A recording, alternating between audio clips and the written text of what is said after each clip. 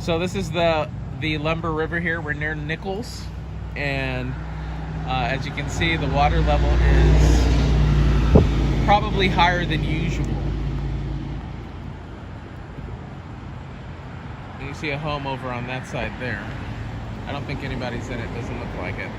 This property here is looks like it's abandoned. It's got a no trespassing sign on there.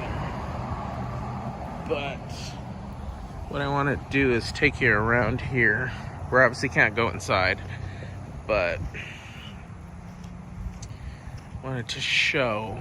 Yeah, this whole section here seems abandoned. But you see how the water has come up there. This is a road that leads to the back of this property. And I'm pretty sure, I'm willing to bet that there's not supposed to be water right there. So this just shows, again, some of the water level that is in this. That they can't go in that direction.